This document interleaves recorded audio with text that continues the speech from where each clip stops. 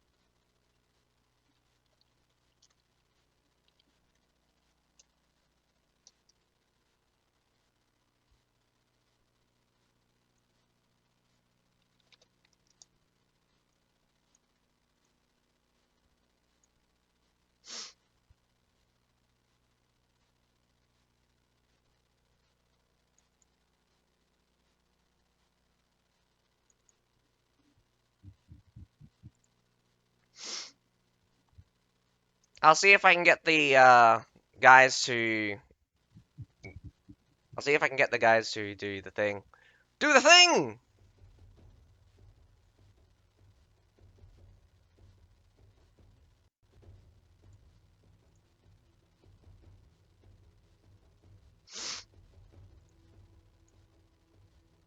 But in the meantime, we still have battles to be commentated. This is the second of the 2 guaranteed battles on Heilong Fjord. Then we'll get into the pickman phase, but GameOffice is now assaulting. Heavy stack from Grey Wardens on the A point. Doesn't look like anyone's going towards the B point.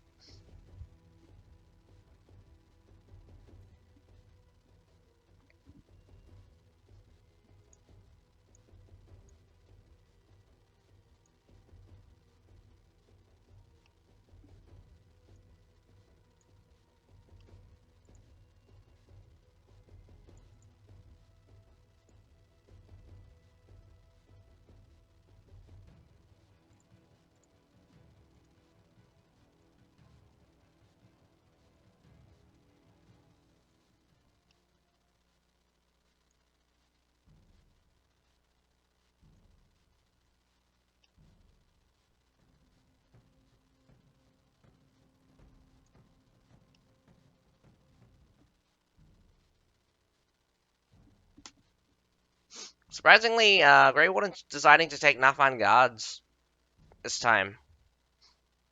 Also, now the Namcan. Namcans are annoying.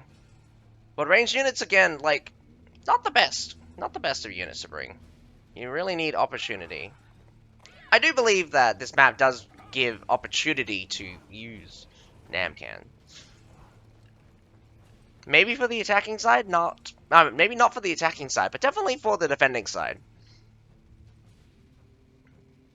I mean, maybe you can get some usage out of some ranged units. Well, I mean, some archer units. But I always expect them to get blown up. Especially since there's a longbow on Grey Warden's side. Does look like they're just gonna beat up the main gate. Smack, smack, smack, smack, smack. Down it goes! And another freeze frame. Come on, don't do this to me.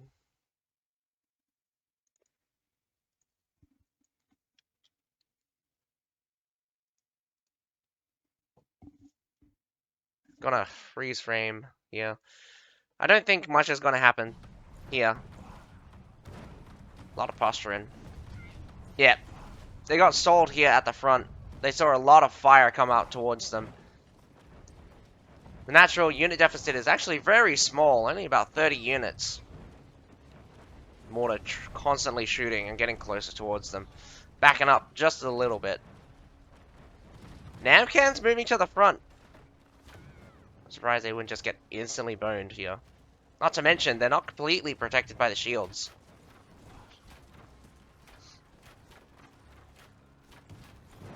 Surprisingly enough, the B point is getting captured. GameOffice is looking pretty sneaky. Major engagement here at the A point is probably about to happen as they try to distract a couple of guys at the B point. Surprisingly, the Nafan guards up here at the top doesn't do as well as you think they would.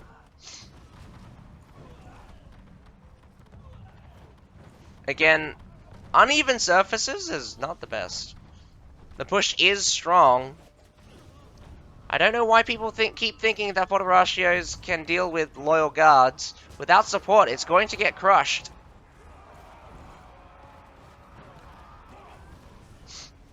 Alphabetiers in the back, catching quite a few units here.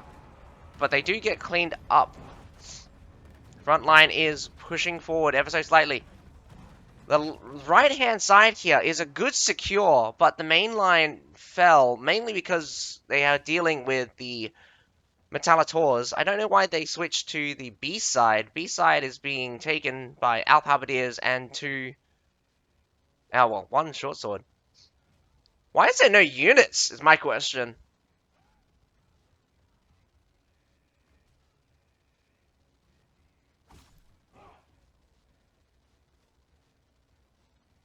Dealing with the Alphabetiers should be pretty easy. All three of these heroes should just beat up on the unit. I don't know why this. Oh wait, no, that's right. He's got no health. I keep forgetting that there's no runes for the tournament.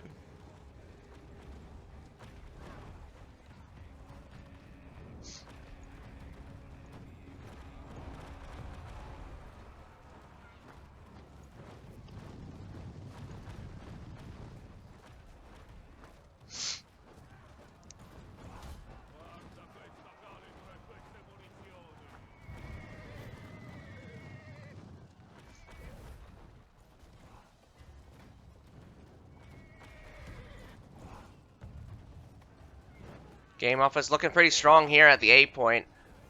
I don't think Grey Wardens are going to be able to hold the A point at this rate. They did pretty well for themselves. They picked up a couple of kills. But the unit deficit was naturally 30, so it's not very much. And they're losing it as they're trying to retreat out. And another slideshow. What is wrong with the clean feed? Come on.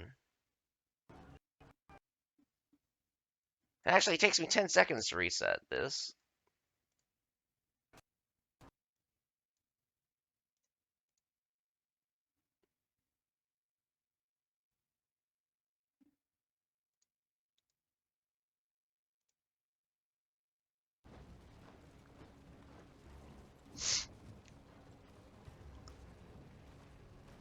There we go. B point gets captured again. So all three of the SA teams attacking Halong Fjord likes to take the B point instead of rushing towards the harbor. Not that I can blame them in this scenario, mainly because they're trying to catch a couple of Grey Wardens off on the retreat. But I can blame them for this.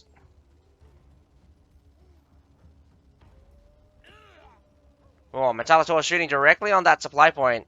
That's gonna be painful.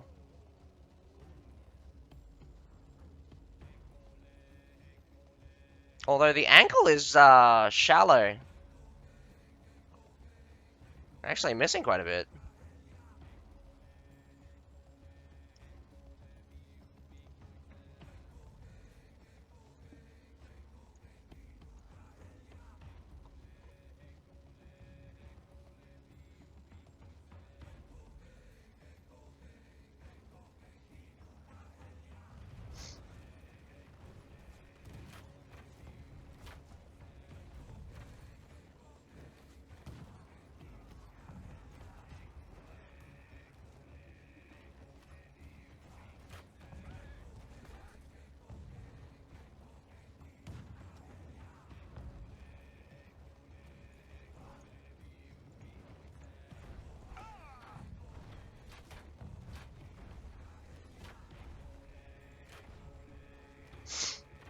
They're not pushing through with force here, so that at least that's better.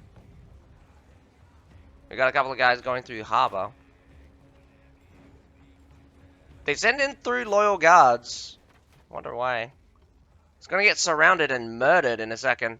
Unsupported. Here comes some Northernlands cavalry. We'll sweep it up. I think they sent in some palace guards at the front, but they just bypassed the palace guards, going straight for the Nampkins.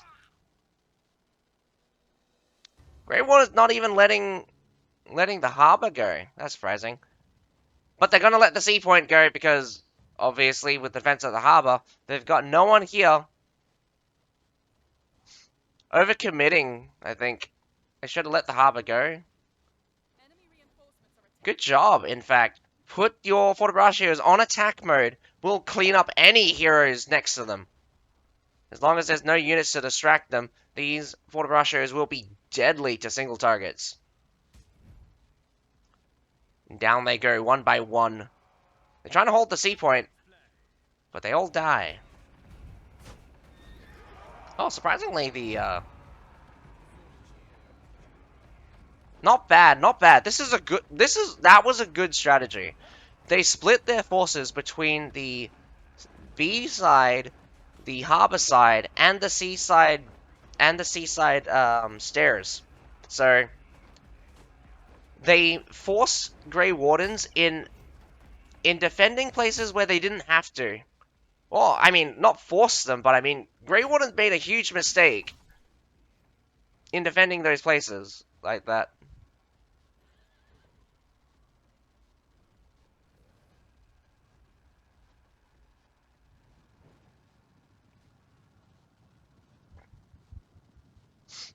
I wouldn't be surprised. Being the defending side on Heilong Fjord can be pretty strong. The attacking side, normally once you pass the A and the B point, the attacking side normally just wins outright. Although they have had a lot of losses. Well, I mean, that normally is pretty different here on the SA one. Because, I'll be honest with you, like, them holding this base point is just a matter of, like, sheer mass right now. You're going to be trading units like crazy, and those tertials are shooting directly into your pike line. The halberdiers are moving up, but I don't think those halberdiers are going to win a battle against those fortrushers right now. It's very unfortunate, halberdiers being so weak as they are. And I think it has to do with the fact that they have like no health comparison.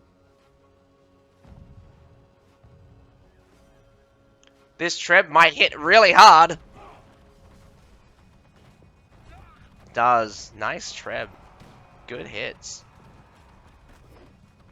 Coming down, they're both evenly trading, and it comes down to the base point. Tundra humans still in play, but there's so many pike units out on the field. I don't even think they want to engage the Oh, nope, they do charge.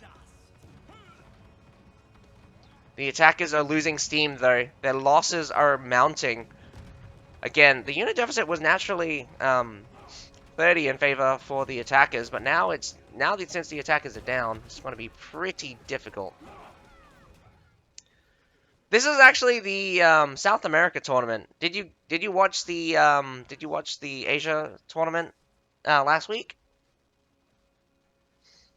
Every time Heilong Fjord was picked, it was just like, oh, I don't know. It felt like a stomp half the time. Either the defenders stomping or the attackers stomping.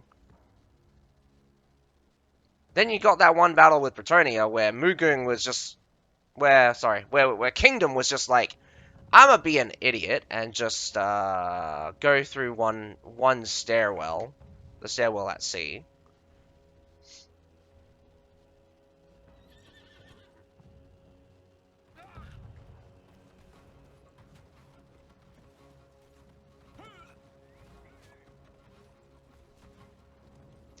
I'm very sad that Morgan doesn't do the Twitch streams anymore either. I don't know why. He has a nice costume. He should wear it. I guess maybe they wanted to give the other Asian casters things.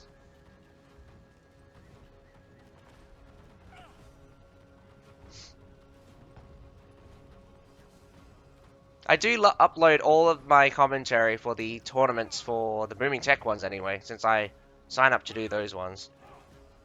I say sign up, but I do all of them.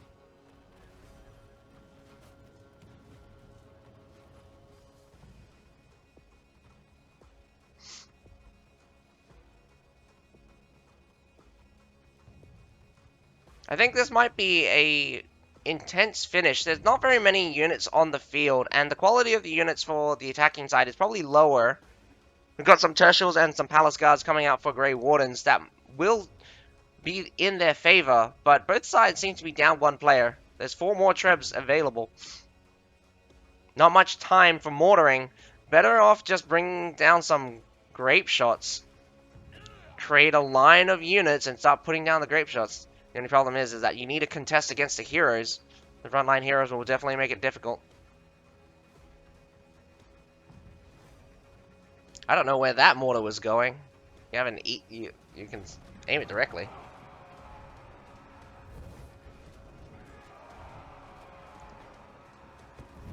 It happens occasionally. It's just that the final point. It's hard to say because like I've never seen a final point struggle this hard. Grape shots of like the defenders have been like countering with mass grape shots as well. That's the funny thing. Wow, Winged Hussars coming out in the very end for both teams, but I do believe the defending team just lost out. Wow, I'm very surprised. Grey Wardens, what are you doing? What are you doing here? You're losing twice in a row. I thought you had the advantage, but I guess the quality of units. I think GameOffice played the long con, and actually had quite a few high tier units at the very end of the game. Nicely done.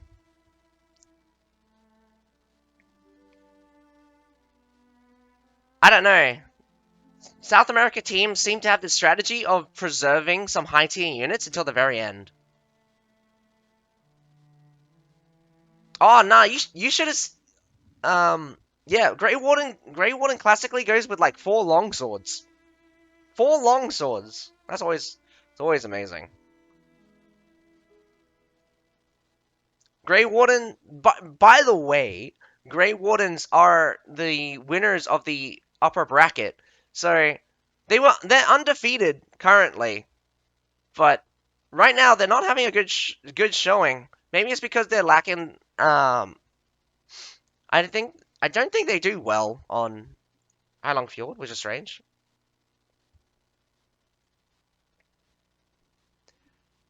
Nah, you get a lot of muskets as well. I mean, if you count the muskets now, that's actually it's on the lower side. There's 3 Grey Warden muskets and two GameOffice ones.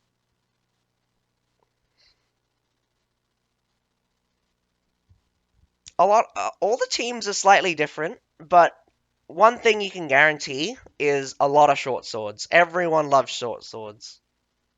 Look at this. We've got 5 short swords on the Grey Warden side, and you got 4 short swords on the GameOffice side, which is actually on the lower side. Classically, you only see around about 1 or 2 longbows. You never see any higher than that, and most of the time it's on the defender's side.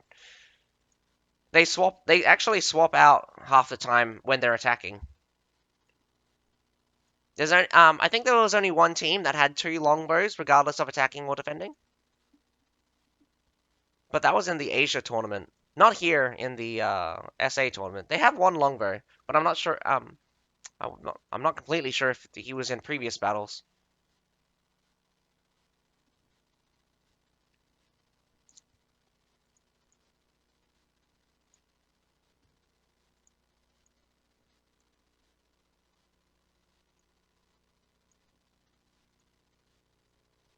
So here's the pick ban. So we're at the pick ban phase right now.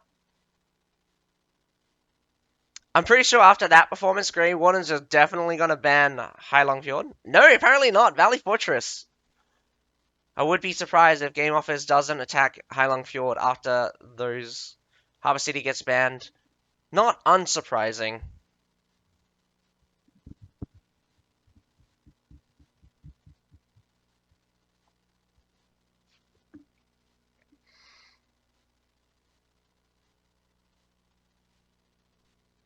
Constantinopolis attack.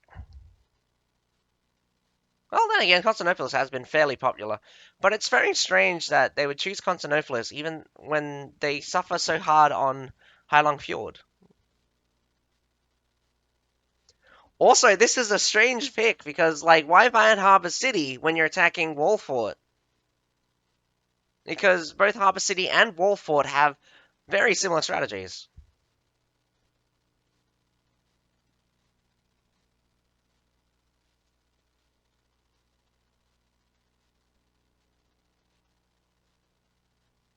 Nah, that's where you're wrong.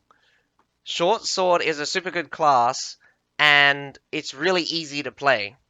That's the most important thing. It's easy to play.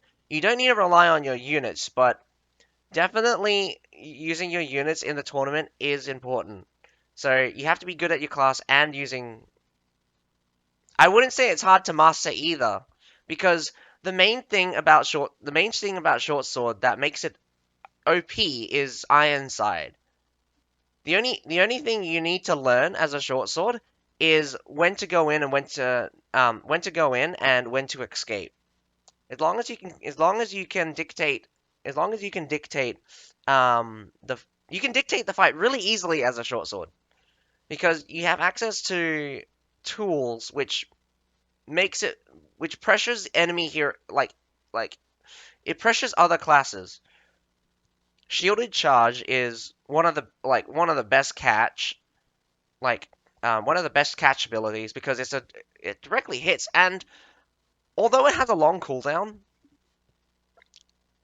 it's still really good. And even that's a lie. It's not every class is super easy to interrupt. The only class that would be hard to interrupt would be probably Spear or Dual Blade. I would say even I think it would be hard to stop a Maul interrupt, but short sword's not as it's not easy as not easier to interrupt than any other class.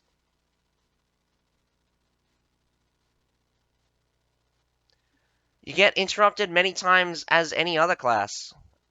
If not, I mean, I'll be honest, short sword getting interrupted is nothing new to me. If you have enough damage, even basic attacks can interrupt you. This is this is one of the balancing issues which I have with how booming tech does it because if you have enough, I'm gonna say enough damage, you just straight up daze lock heroes out of everything. Skills don't have pure skills don't have daze protection, or they have daze protection to a limit.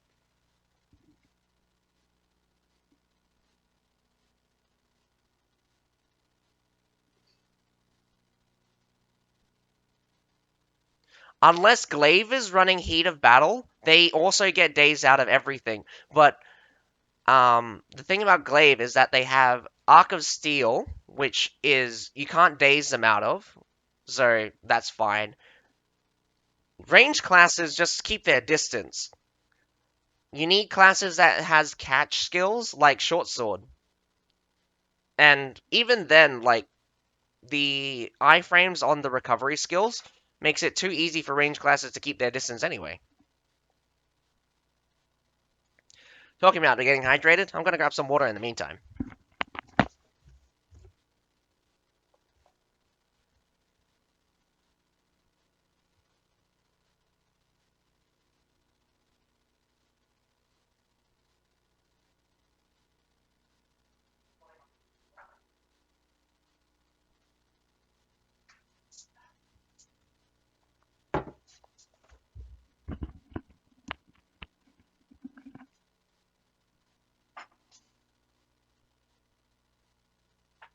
Yeah, that's just lag. That's just lag.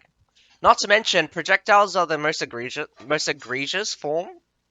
I mean, the worst ones because if you knock down the musket and the bomb still went off, 100% like a lot of times that musket will actually get his ult back and actually bomb you again.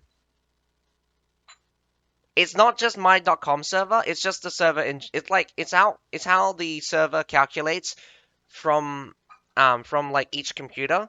So I don't know. You get some weird interactions sometimes. Latency will always be an issue. You get some funky interactions. Like in some cases you can glitch some in some cases I've seen dual blades back to back mark of death someone and it's like why do I still have my ult?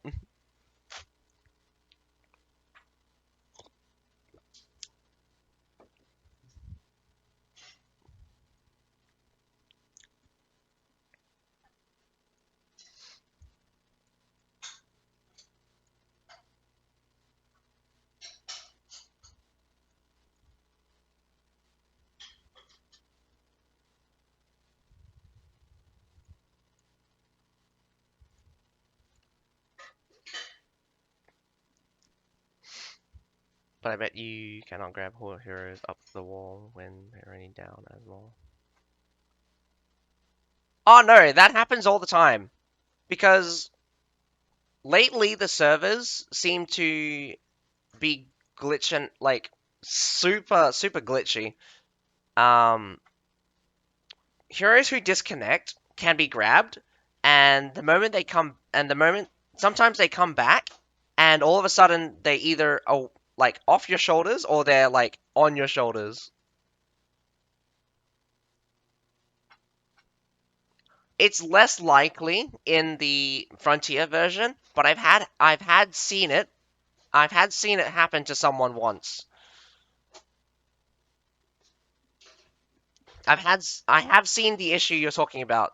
Like rubber band grabs, like the condition for a rubber band is much lower. I mean, um much lower.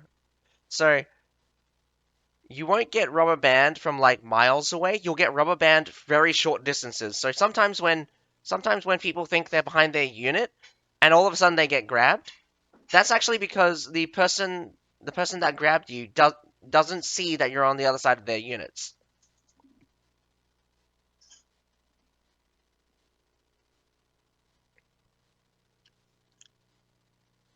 Yeah, that's because if what the rumors are true about their servers and it's being only at like 30 hertz or something,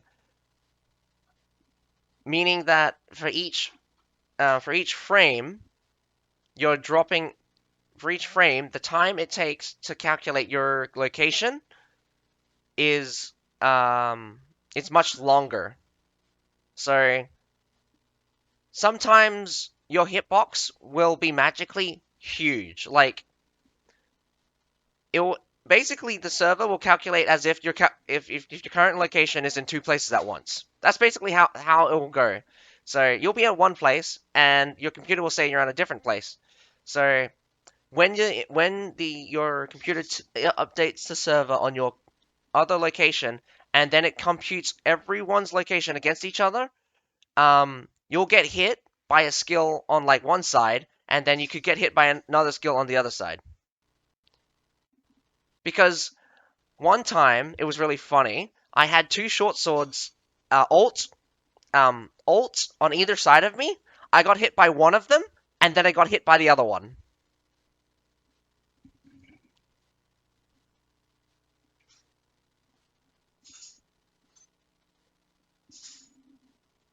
Yeah, sometimes I wish you could replay battles. It would be cool. It would be cool if you could see what the server thinks is happening,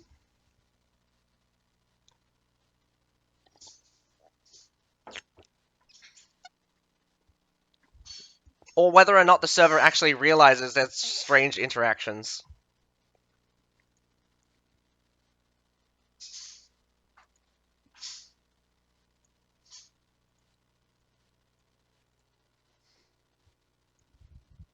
Cool. We're on it. All right. Apparently, I got an update that they're checking on the drops. Hopefully, I'll leave the stream on, or maybe like I'll stream for a while unless Fyro wakes up.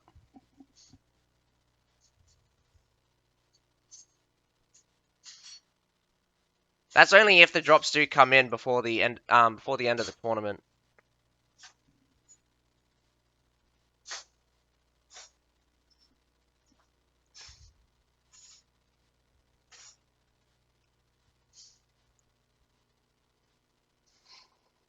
Whoa. Grey Wardens, you gotta give me something here. You lost two in a row already, and you're the champions. You're not doing too well for yourself, are you? But here we are, guys. Next battle on Constantinopolis. We're in the band picks phase of the finals. Grey Wardens attacking Constantinopolis against GameOffice. I don't. Yeah, it's interesting. Sometimes it's not. I mean, if you watch the if you watch the Asia Pacific division, um, even with the losers bracket, um, Crusaders won 3-1.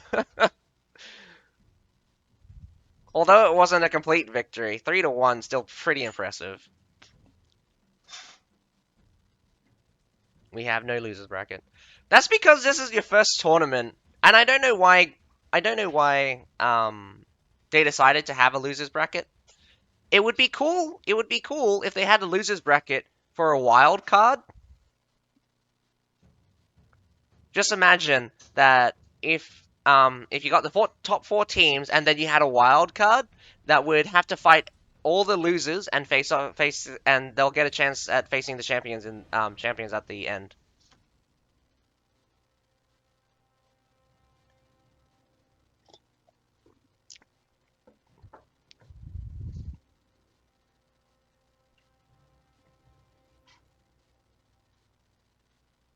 A that's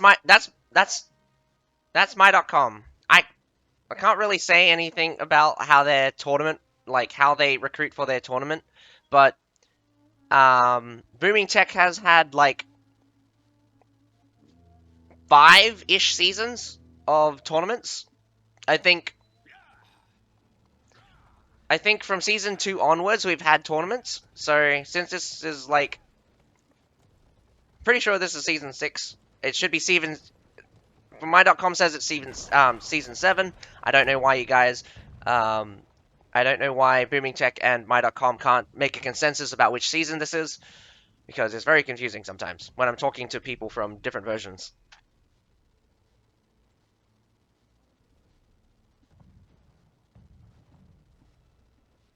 I wouldn't be surprised if a lot of them came from EU1 because EU1's the biggest server out of my.com, isn't it?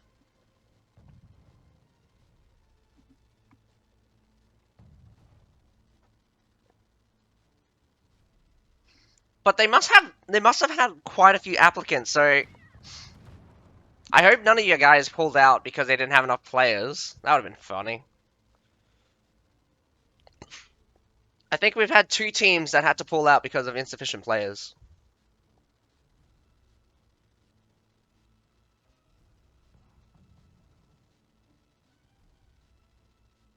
Hmm. That would be unfortunate if you. I mean, out of all of the booming tech ones, we've had 2 guys had to pull out because of insufficient players. We had HKX and GNS.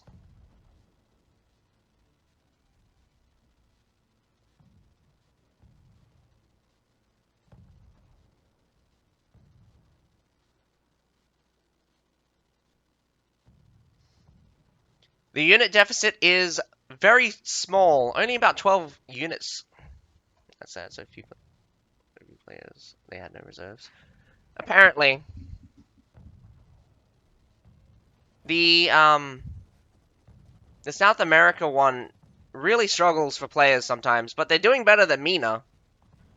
Unfortunately, our only Asia Pacific ever has a full set, and we had 32 teams. I mean, no, we had 28 teams. We had 28 teams this season fight off. So you had the 24 decide decide the 12, and then the 16. The 4 people from the top 4 from last season get to fight off in the second round elimination.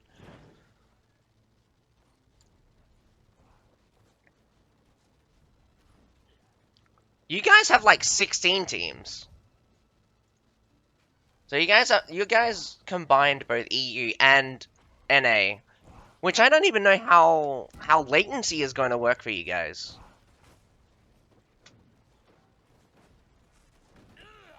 Because where is your tournament server? If your tournament server is not like directly in between NA and EU, there's going to be big problems for you guys. The B point is getting captured as we speak, and they are setting up for a push towards the supply point. Supply points normally could be simple to take or simple to hold.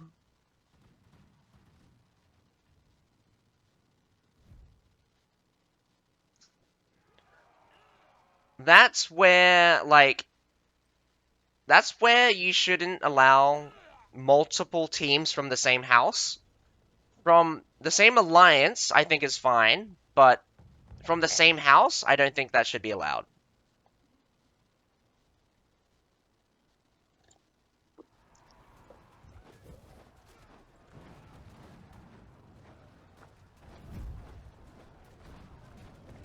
Here comes the main push towards the A point. They did get the B point. I think a couple of them are getting sweeped out as we're speaking, but massive push here. Also push from the right side wall break. Amazingly enough, we've got Northernland's cavalry cleaning up the supply point, but it does look like they have a hard task in front of them. Our halberdiers are being difficult. Or maybe it's just because Northernland's cavalry suck right now. I shit on Northernland's cavalry every time I see them here.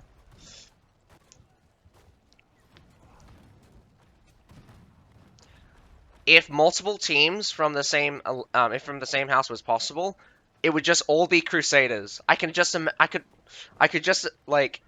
imagine in the Asia Pacific one just having like 10 Crusaders.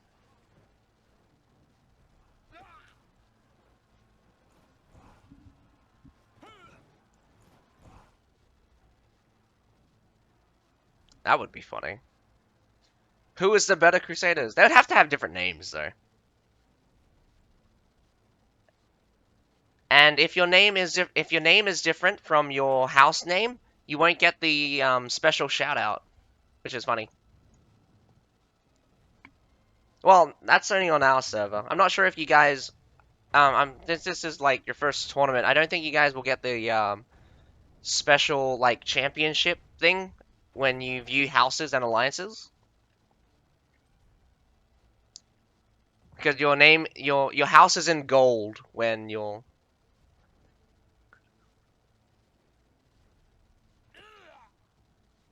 Yeah, you could do that. I think it's just an ethical thing. I don't think it should be a hard rule. I think it's just an ethical rule.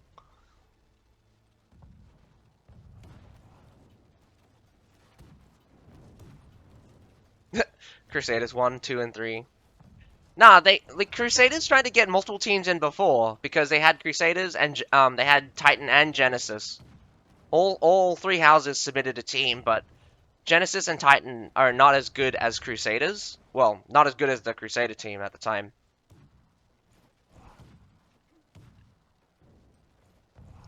So far, Grey Wardens doing pretty well for themselves, picking up quite a few. 100 units kills. This C point is probably going to be the harder of the fights, though, where most of the fighting will be done. Normally, you don't see very much of the fighting done at the base point, but you see a desperate measures from both sides when it comes down to the base point. This C point, you got a lot of time as well. 11 minutes, just under 11 minutes right now. Does look like the range classes from GameOffice doing some work against these mortars. They have taken down like quite a few. I think 3 of them's gone down to these short bows and muskets. Doing very well for themselves. Take out those mortars as fast as you can.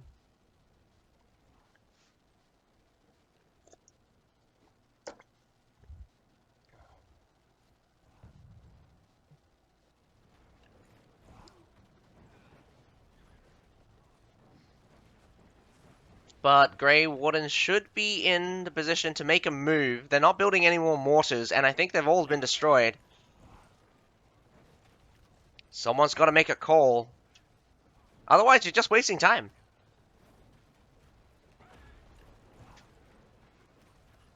Taking a couple of hits, but it does look like they're going through the wall break. They want that supply point, and I wouldn't be surprised. A complete surround would be most desirable. Don't worry about the Halberdier and Fortebraccio setup, but the Fortebraccio... Whoa! We've got some Nafan guards here on the right-hand side as well. As the units keep pouring in, they're going to burn down. Whoa! Royal Janissaries and Palace Guards beating out the Halberdiers and the Fortebraccios, but a full rush. The lines are breaking down very fast. Navcans get taken out. Metallisaurs also getting rushed. Straight to the supply point. Good job. But we have a couple of guys on the backside from C sallying out. Where are these berserkers going? Probably uncontrolled right now. Does look like an Imperial Pike did come out. And also a Fort Horatio sallied forth as well. Now it's a complete surround right now. Gonna have to wait for Grey Wardens to get their troops together. Although although the trades were equal, the positions have definitely changed, and for the worse. GameOffice only being surrounded on 3 sides, possibly 3 sides. I mean, they have the south side gate, they have the east side gate, and now they have the north side gate. And not to mention, this north side has supply points, so they've cut off reinforcements. They can cut off reinforcements for the C point. And honestly, I've seen this. I've seen one of the teams do this before, but they would spawn camp the guys that have spawned in. But there's actually quite a few of them. I think there's about 5 guys on the backside towards the base point right now. So it's going to be a little bit difficult in order to spawn camp these guys, not to mention because of how strong they are. Unfortunately, some tertials just despawning straight into the clutches of the enemy. Do not change units in this scenario without first sending them to basically like B, because they will walk straight into the enemy. This is the worrying thing as well, because the backside is under threat. Fort Horatio is getting pushed down by an Imperial Pike March. Does look like these loyal guards are facing mostly a wall. Here comes some Northernlands Cavalry. Where did these guys come from? 100 humans also come in, but Northernlands Cavalry does smack them pretty hard. The wave of infantry is slowly encroaching, but 100 humans also being thrown in again. The backside, but does look like GameOffice is coming in through the backside. Loyal guards, turn around! Oh, some palace guards here on the base point, holding strong. Loyal guards move up on towards the base point. Unfortunately, the Imperial Pike March misses the loyal guard that just walked just forward, and this Treb is going to be heavy friendly fire, or maybe not. Actually, very lucky that missed, and I think the other shots missed as well. Unfortunately, I'm seeing more red than I'm seeing more blue. It's down to 8 heroes right now for Grey Wardens. Grey Wardens being pushed out. Definitely should stop, resupply, and reorganize. Otherwise, you're going to keep throwing in units you do not have to.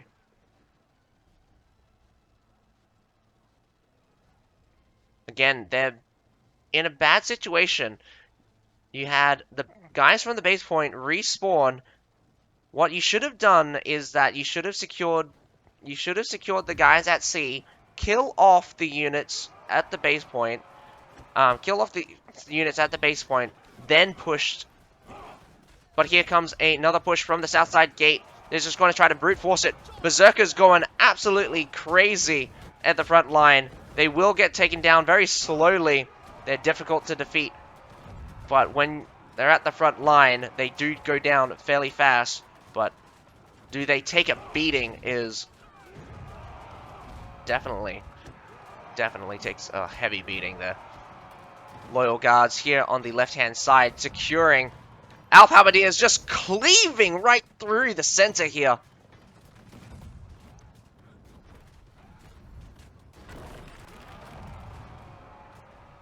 Falling rubble. Thank God it doesn't just murder everyone underneath it. Grape shots are coming out like crazy.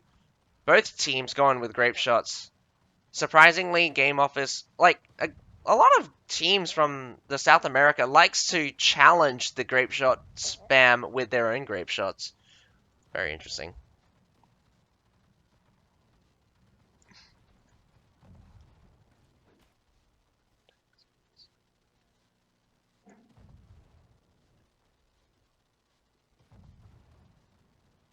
It didn't actually work. I mean, they got collapsed. They got collapsed on from behind. If you're talking about the C push earlier.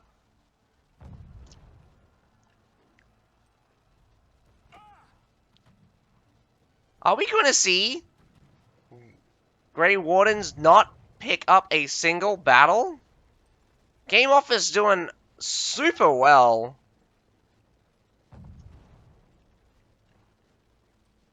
Gonna be pretty brutal for Grey Wardens to become the champions and lose every single match in the championship. That would be extremely disheartening.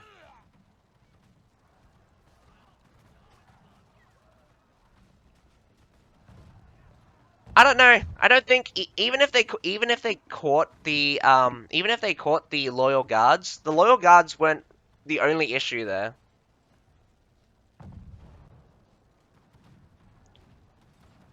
The loyal guards weren't the only issue there, but I guess you're right. I mean, those loyal guards have been being a pain in the ass. I think they're still available, and I think it's the same one. Heroes battle here. They have like one Metallitor firing through this gate here. The unit deficit is in favor of the attackers, but that's only by one unit. It's just a surf battle. I mean, is this going to go down to a death match? Is it just going to be heroes? That would be honey. Yeah. These stalwarts here have been a pain in the ass. What Ratio walking straight into them, and it's just... They're going to get slaughtered. Wait. I thought the Fortibratios would get slaughtered. I'm sorry. What just happened there? How did Fortibratios point blank beat out? Oh, here comes some winged Asars, though. Surprisingly, bracing very well, or just surviving the charge.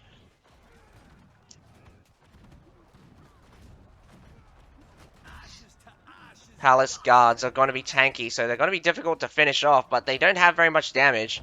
Some more tier 4 units getting us around. GameOffice doing the same tactic every single time, and it works out very well. They have trickles of lower tier units throughout their match, so when it comes down to the final stretch, they always have a bunch of like high tier units available for the end. I don't think Grey Wardens is going to be able to beat this.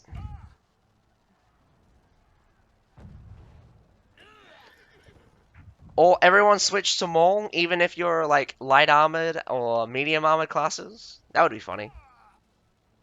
Although I think it would work.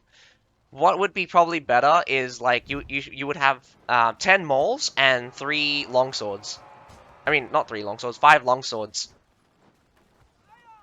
And you just heal the pile of Mauls as they try to push through. They have 1 Imperial Pike here out from Grey Wardens. But I don't think it's going to be enough. We've got Imperial Pikes, Imperial Javelineers, 2 sets of Imperial Pikes, in fact, out from the Defenders. The Defenders are just going to kill them here. Unfortunately, this Treb, not timed very well. But then again, a lot of misses due to the fact that GameOffice is not sitting back. Definitely didn't expect this push to work out this well. They pushed very far in.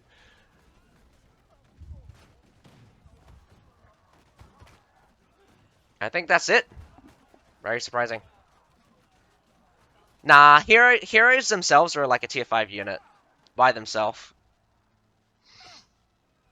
That's GG. I think this is GG. GameOffice. Well done.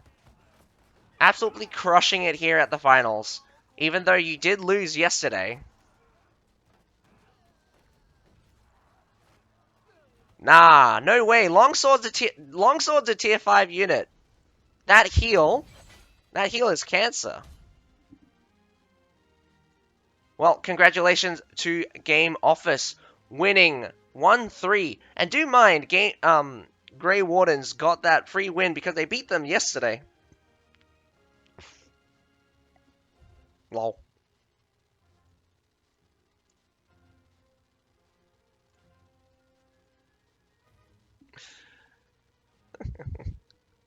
Oh, you don't play longsword enough, and you don't like. Maybe you do play it long enough, but like, No way. Really? The worst class in the game at the moment? I don't know. I wouldn't I don't really have a worst class. There's definitely some there's definitely like niches that are very difficult. In terms of nicheness, Nodachi is probably the worst because it's an archetype that's just completely ineffective in high tier battles. If you're fighting tier 4 units, a Nodachi is almost useless. It doesn't do enough damage and it doesn't drain enough health because you're not going to be able to sustain the amount of damage tier 4s dish out. You will die. You will die. But anyway, guys, I think that's it.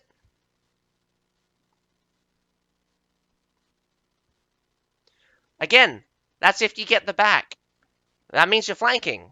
You're giving the Nodachi the benefit of the doubt because any other class that gets the back of a stalwart or loyal guard is exactly the same. It's just going to be it's just going to slap the loyal guards, and the loyal guard's not going to turn around in any time soon because they're normally in brace.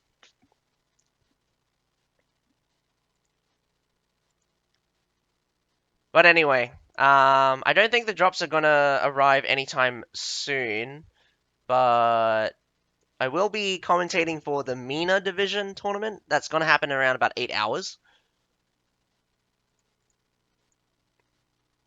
Longsword heal is just bad because it's a flat straight amount and no percentage amount. What do you mean? It's not a flat amount. It's a percentage. It's a percentage. It's based off of your own health. I mean, it's based off of your own health. It's not a flat amount. What are you smoking? If you have 30,000 health, you heal.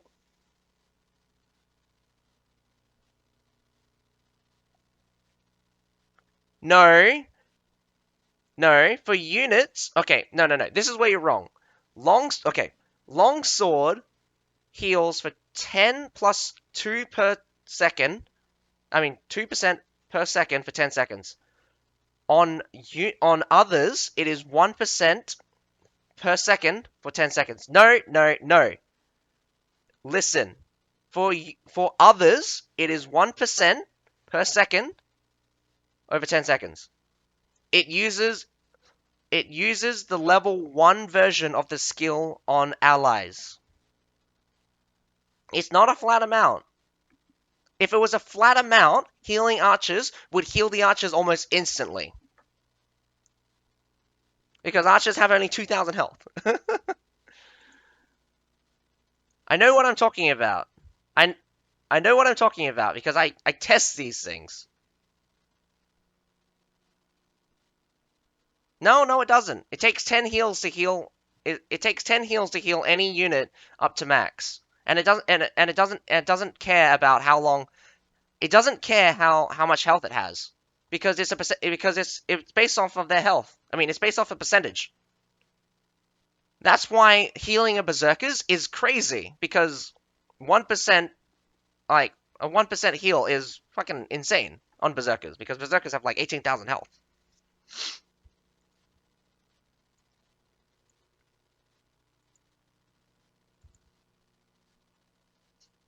And it only feels like it takes forever because it's only 1% per 10 seconds. So you're only healing 10% every heal. It would take 10 heals, which is, and do mind, like, I'm just adding together. That would be 200 seconds. That's like 3 whole minutes. Like, it takes 3 whole minutes to heal a unit completely. As if you're gonna get enough time to do that. Anyway, that said, I'm now going to do my closing statements. So,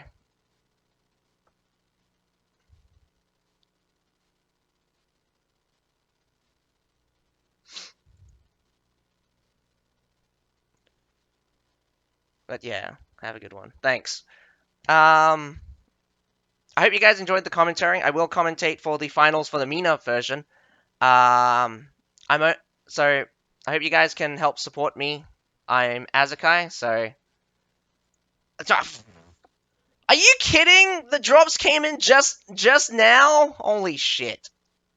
Anyway, my name's Azakai. I hope you guys can support me on my own channel. I'm actually just going to straight up continue streaming on Fire 1 because the drops just came in. God, that's annoying. But I will close off the tournament section. So again, if you guys enjoyed the commentary, please follow. Well, if you guys enjoyed the stream, I hope you guys can follow Fire's stream and my own stream. And that's it. So I'm gonna close up. I'm so confused. What is another battle? All right, back to the tournament, guys. This is strange. It can't be a best of sevens. Why did it change to a best of seven?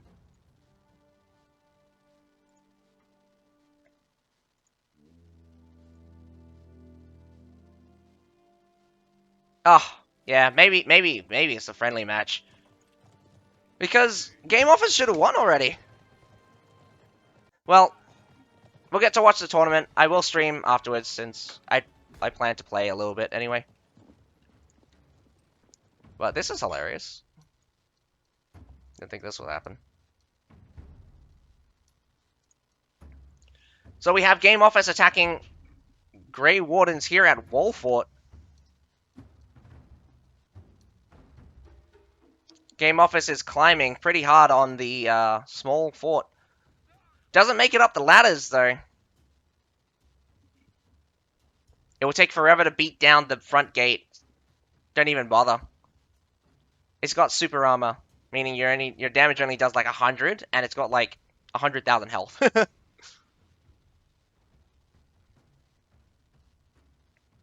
So I'm guessing this match is just friendly. Maybe just friendly matches. Better start hitting now. If you had a bunch of moles, maybe you could beat it down within like 3 minutes.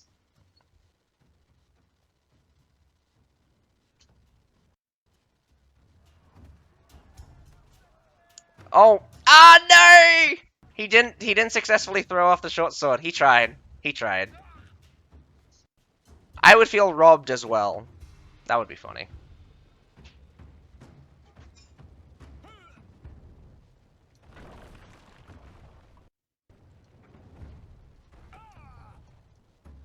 I mean, the trip does a lot of damage, but honestly, I wouldn't waste my trip to beat down a gate.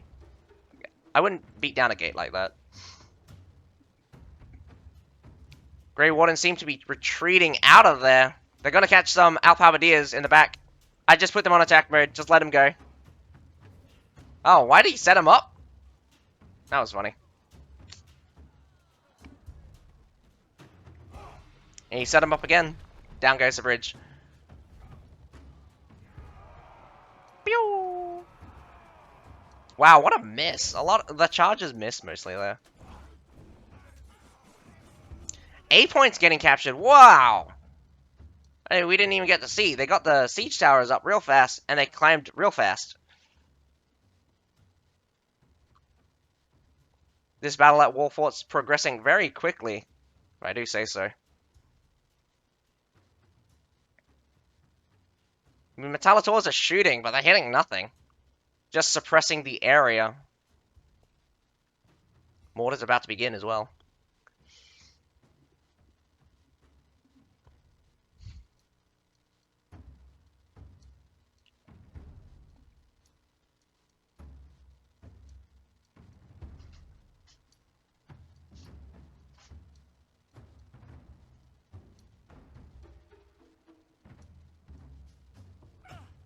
Probably the defenders. It's a really classic it's really a classic strategy for the defenders to destroy the wall break themselves.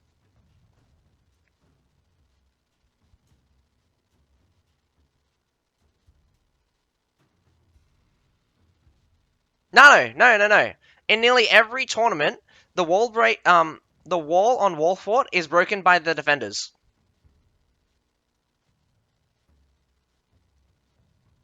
Yeah, in ranked, breaking this wall is way better for the defenders than it is for the attackers.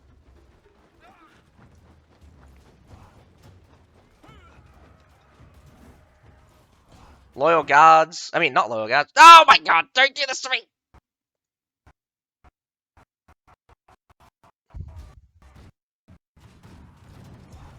We're just seeing palace guards getting beaten up for a second. And there we go. Flip forward. 100 humans coming at the end, but Treb lands hard. These Fortebraccio has no frontline support, but the 100 humans just saved them from loyal guards coming up. Charges one after another. This stable section here is pretty awful, if I do say. Not the greatest. Not the greatest section to fight. Oh my god. Clean feed. I will just reset you. Why do you do this to me?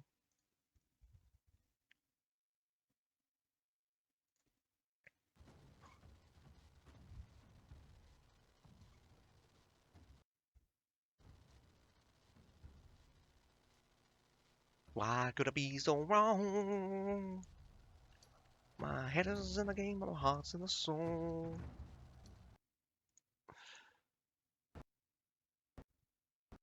It's just gonna keep stuttering, isn't it?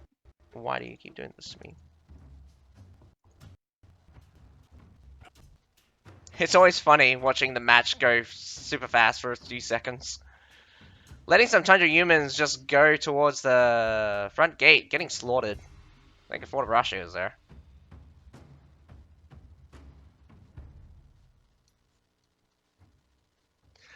At this point, I think American servers just suck.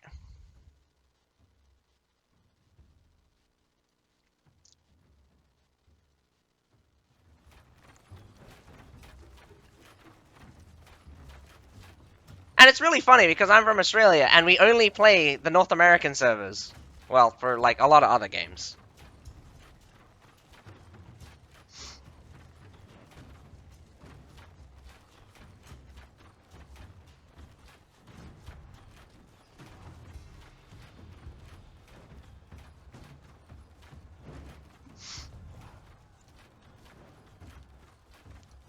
Does look like GameOffice wants to attack the supply point here. We got Loyal Guards, Fortebraccio set up. 2 Fortebraccios, in fact. Nafan Guards burns the front line right now. They're just tanking it. Not a smart idea.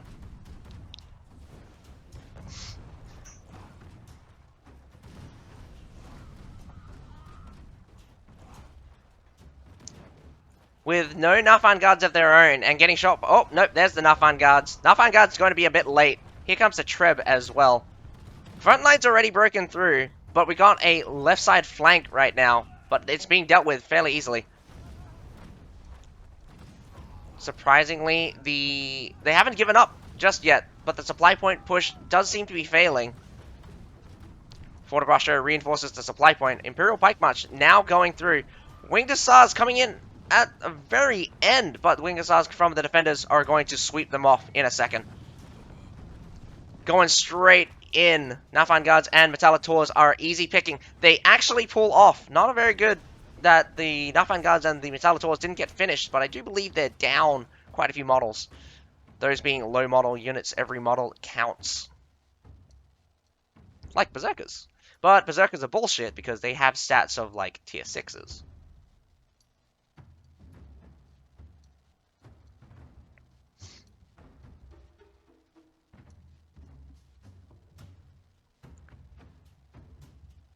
Some reason the sally out, they couldn't sweep GameOffice completely out. It does look like the fight at the front, just behind the walls right now. GameOffice continuously spawning right now.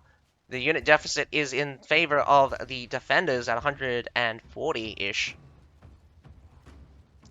Some Salem sheds with Salem shid with some Winged Stars. Winged Stars coming in from the left-hand side.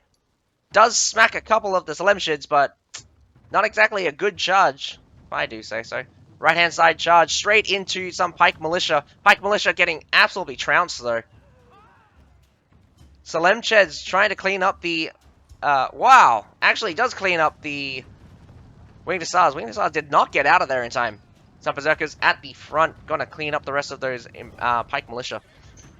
Nice Imperial Pike charge catching the Tundra Humans, but nothing's gonna finish it off. Tundra Humans absolutely destroying the ground forces here at the sea. There's no one left. No one left in behind the palisade. GameOffice has retreated for now. B-Point gets captured in the meantime. Kuki getting chased by Arkael. Unkael?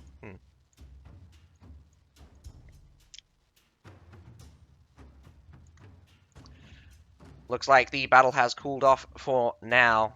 We'll just have to wait for GameOffice to reform their assault.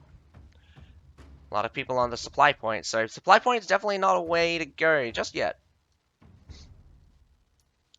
Unit deficit does increase. We've got 200 in favor of the defenders, or 199 to be exact.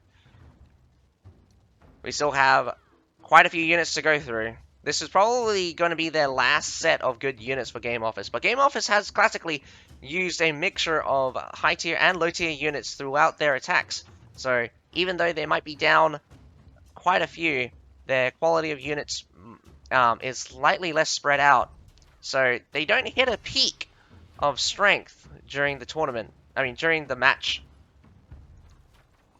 But they'll still have to use what they got to break through the lines of the defenders.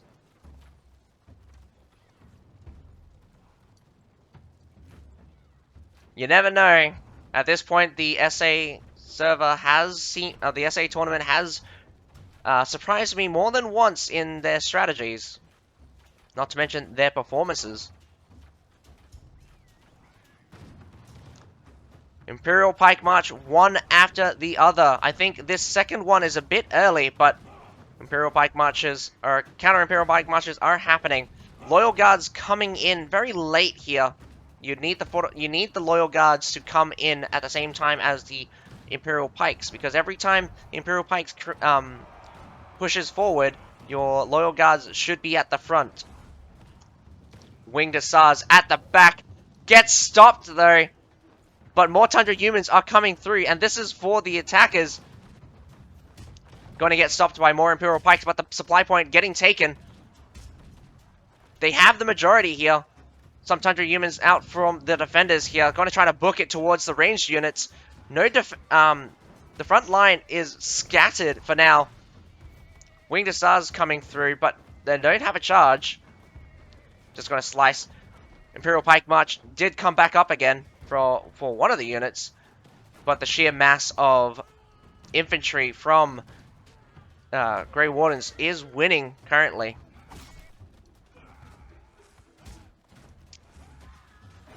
I can't say, but it does look like the attack has failed. They're going to try to push out GameOffice completely out. Some Janissary Tokapotiers close range. These guys are awful at close range compared to the other musket counterparts. Run fast, because there is so many units that wants you dead. GameOffice still down to 200, but it's in 230 now. Got only 600 units left. Don't think they're going to have very much in terms of unit quality right now. Got some Pike Militia and some Metallic Lorries out. Surprisingly, the Tundra Humans do... Whoa! Tundra Humans decide to just charge the Pike Militia. Pike Militia moves out of brace at the last second. Wow, Tundra Humans actually still surviving. Just a couple of them. Fort of Russia has moved up through the main gate as well. So they're rocking... through the main gate with Fort of Russia. So the Fort of Russia is going to be fairly important. Gets hit by a cannon, I believe. Not a cannon. Culverin. It got hit by something. Tundra Humans! No! You were so close. You should have just charged anyway. It was already too late. Pike Militia walking straight in. Fortebraccios are reforming the line. Here comes some Alp Halberdiers. Gonna slaughter the Pike Militia, but the Fortebraccio is gonna win the day here. A lot of Surf units. Some Imperial Pikes out for the Defenders. The Defenders are marching on towards the Fortebraccios now. Knocks down an entire army. Here comes a Alp Halberdier charge. This is a good. That was a good setup because Imperial Pikes knock them down. Alp Halberdiers finish them off. You need the damage. Imperial Pikes just don't have the damage, but the CC and damage combo, nicely done. Cleans up the Fortebraccio quick smart. Right now, we have the Pike Militia just holding the line right now. Some Alp Halberdiers charged in, but I think it was fairly ineffective. Here's some Tundras to clean up the mess. Tundra is going to be very difficult with all of the resources already used up. Some Namcans being deployed. Don't think the Namcans are going to be effective at all. Does look like they just got killed. Oh, no. Namcans are still in play. Some Expedition Knights, in fact, going to rock up. One Loyal Guard left for the front line. Just got swept up through by Tundra humans. For the last minute, I think it's just going to be a manhunt for the defenders. Grey Warden's just going to push out GameOffice completely here. With less than 230, with just over 230 units to go. 600 units for the defenders. I don't believe the attackers have any chance at taking C point and win the battle. So, Grey Warden's actually winning for once out of the matches we've seen today.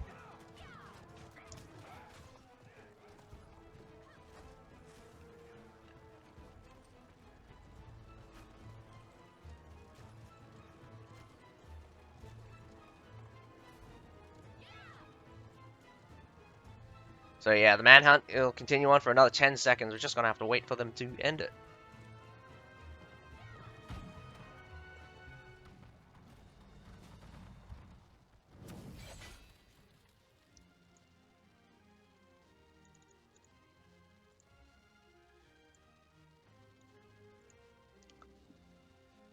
Alright, I'm going to turn on the developer's stream again because maybe they'll say something that I need to know.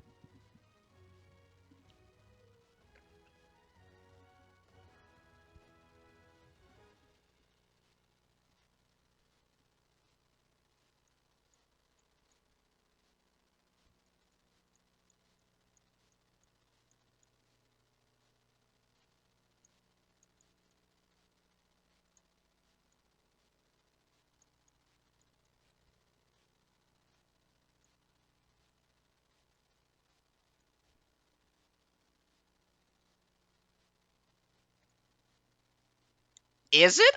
Is it a 7? Holy shit. Sounds like the developers are saying that Grey Wardens have a chance of winning. So, is it a best of 7s? This is news to me.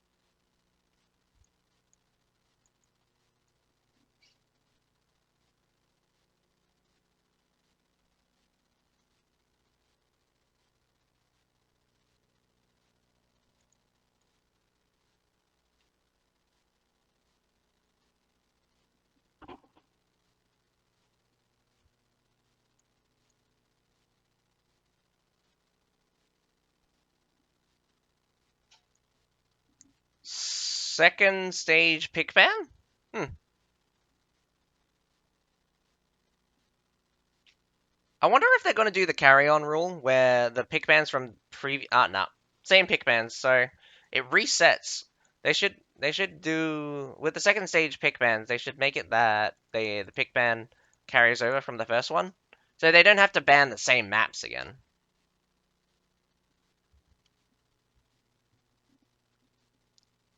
Oh, this time Grey Warden's attacking Wall Fort.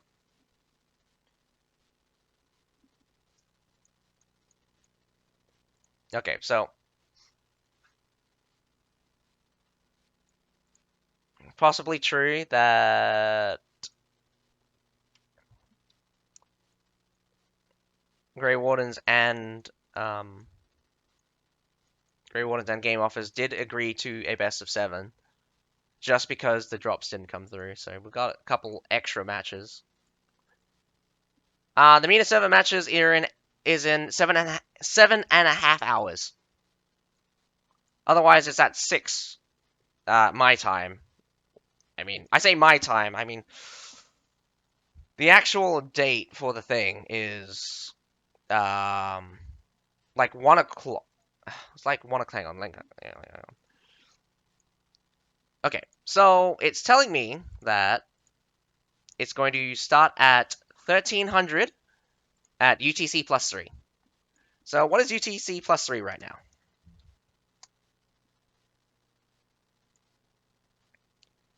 So UTC plus 3 is 5:36. So 7.5 hours.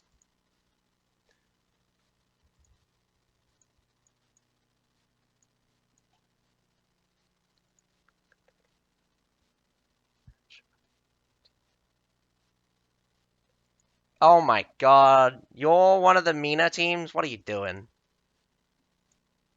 GameOffice attacking Heilong Fjord.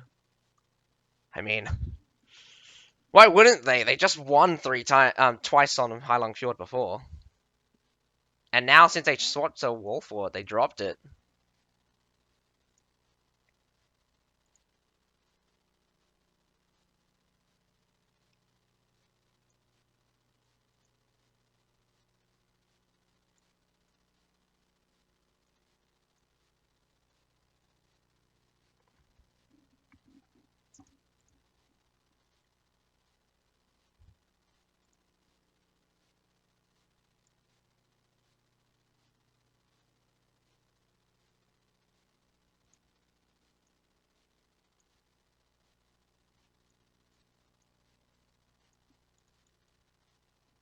Go to sleep, Rhodes. You got 7.5 hours. You can sleep for 6 hours. Wake up then.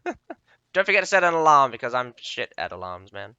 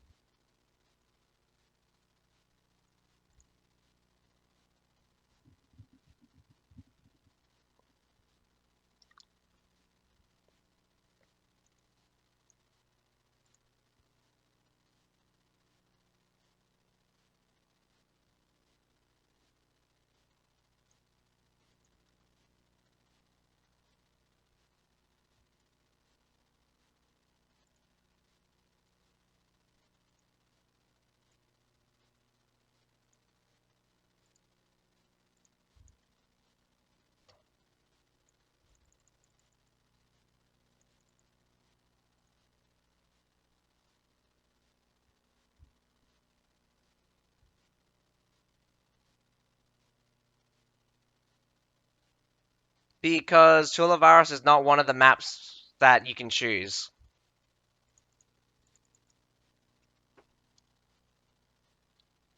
Also, I've never seen the Chulavaris attack. I've never seen the Chulavaris siege map before.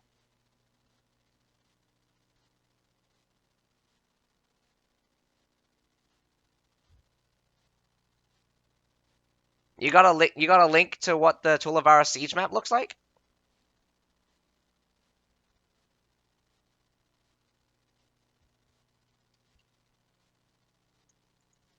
I'd be much interested in seeing what the TripleA siege map is like.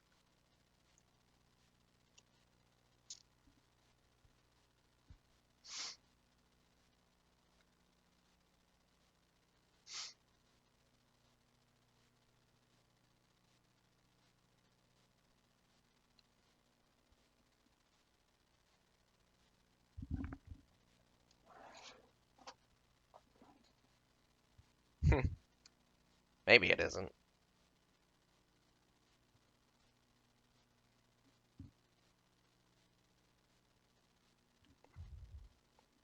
I don't know what's wrong with my ears. Just a bit itchy.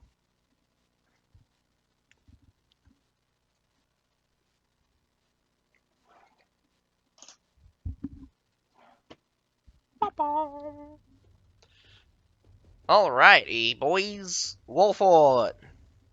Again. But this time, Grey Warden's attacking.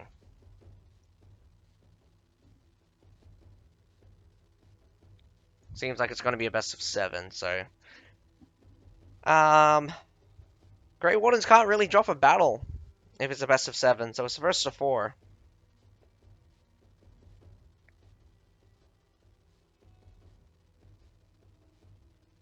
I say it's a best of 7, but that's not really true either.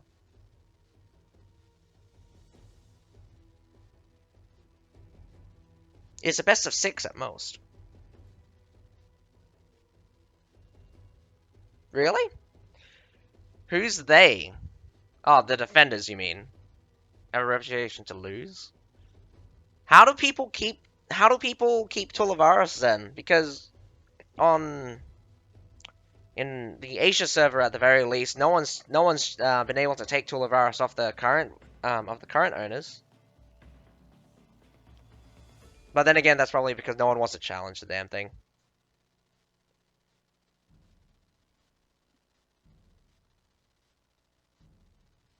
Oh, you're talking about Grey Wardens?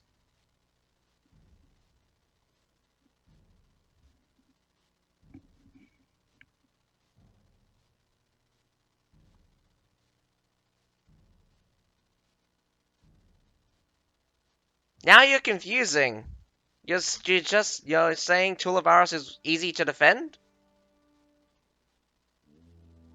Only one gate. Talking about Tullivaris, I've never seen the Tullivaris attack map. I've never seen the Tullivaris siege map before.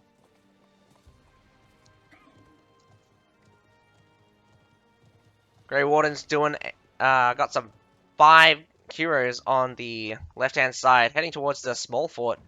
We've got 2 short swords, seems to going to intercept the heroes going up the wall. Honestly, before the units get there, I would just commit to the climb. Get up there, jump down, open the gate, rush across. Force them to use some artillery on this, force them to use artillery on this bridge, at the very least.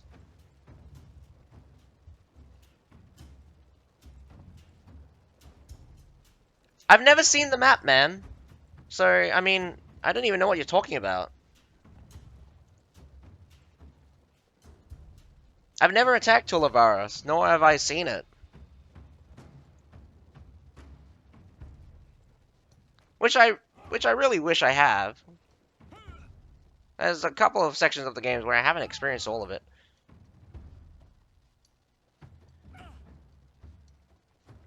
Probably gonna have to look for those ones. If it's anything like Conqueror's City, yeah, that's a nightmare. Or if it's if it's like Angolia, Jesus, I'm gonna cry.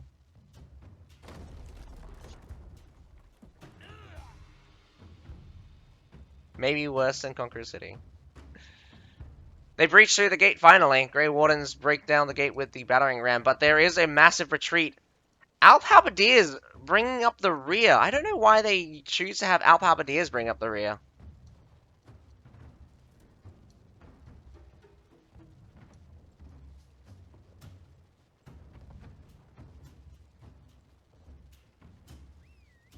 Not even going to try to check it?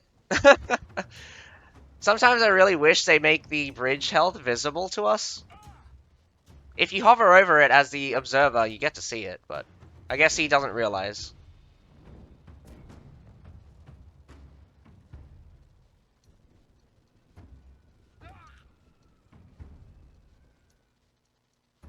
if you take the X point, you should be able.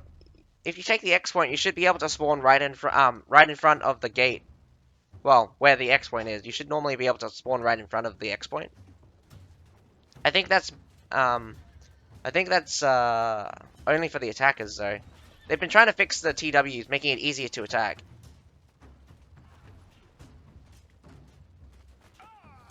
The wall not being down mean that they could push up here and just go to B.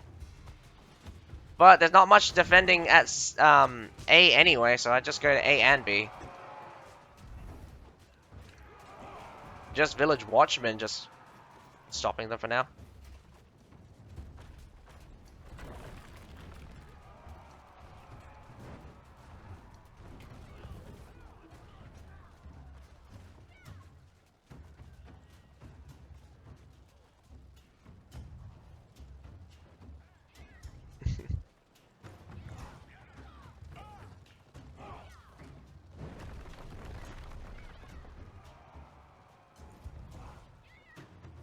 A point getting pretty, A point being captured very simply here. The B side, they're pushing up on the B side now. Grey Wardens making very good progress right now. Pretty high walls and long way for the towers. Getting the X point is near impossible on two roll, because you need either get the wall up proper, and even if you lose X, the final point is another inner fortress with a bridge. Inner fortress with a bridge? Jesus.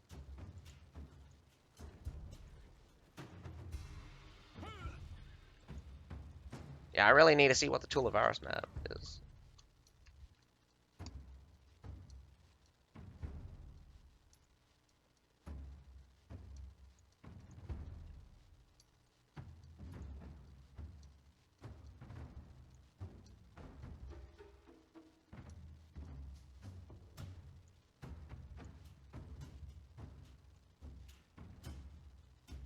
Oh, that looks like Cancer.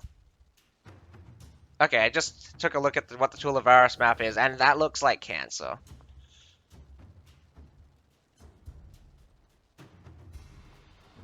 Well, did they? Oh, they took down the wall, and they accidentally let the Alphabetiers. Not accidentally. I think they got done in. So the wall went down. Alphabetiers retreating, and straight into the arms of some loving Imperial Pikes. I hope that wasn't the attackers that did that. GameOffice is not going to sit back and let themselves get mortared. Does look like they're going to deploy a mortar of their own. Well, just one guy.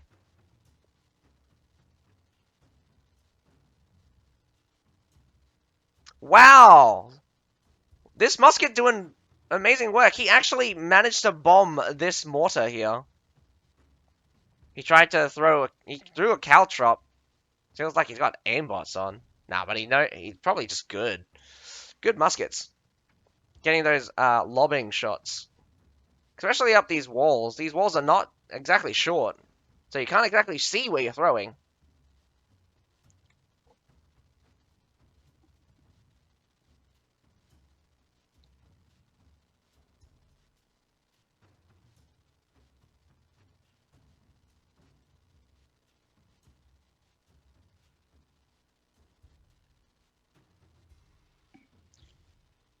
Well, Grey Warden right now is in the lead. It's got about 140 units. Whoa, what the hell? Where did 50 units go? Something died. Something's fighting. I don't know where. But either this mortaring's being very effective, or they're fighting on a different section of the map.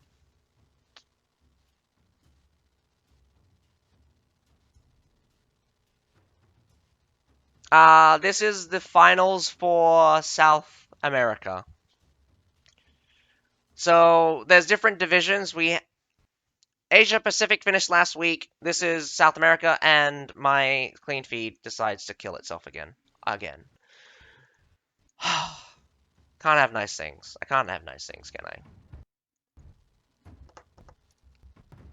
A little bit of fast forward there. Sorry about that, guys. I can't really do anything. The clean feed's just gonna be like that.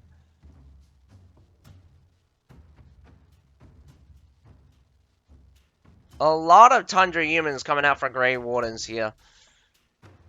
Eventually, they're going to have to stop mortaring and actually do something. Well, I mean, they have been doing something, but I mean, like, A point, I mean, the C point or the B point. The B point gives them more time. It doesn't really necessary. Not really necessary. They did get A in quick order. Looks like they're going to go for kind of a split push here. Send the cavalry to C.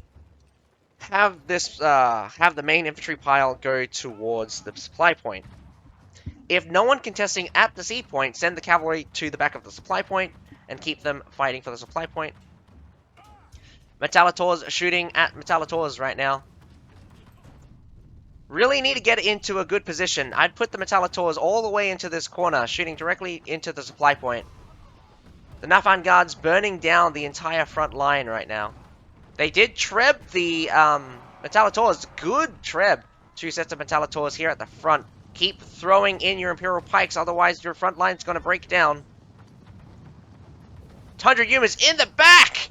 Nicely done. Yes, they pulled off from the C point, and a lot of guys are chasing them. But Tundra humans are doing absolute work. This supply point is going to get the supply point is being covered in Grey Wardens right now. Just these Javelin militia, just as Javelin Imperial Javelineers at the back here, just holding back with 4 heroes. These Imperial Pikes need to support.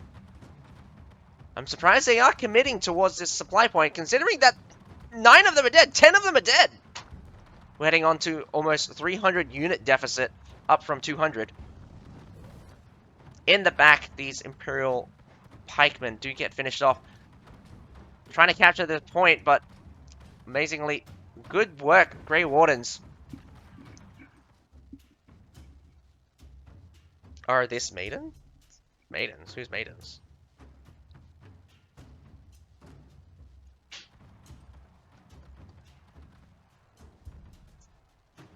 C point being captured. I do believe GameOffice is going to all in it for the base point, but I don't know. It's going to be a struggle, mainly because plus C plus B means that it's going to be an 8-minute hold. That's a long time, and that's a lot of units you're going to have to eat through. 300 units versus your 900. I mean, not 300 units. 1,200 units versus your 900. Going to be a little bit difficult. And freeze frame. It's going to speed up in a second once the buffering ends.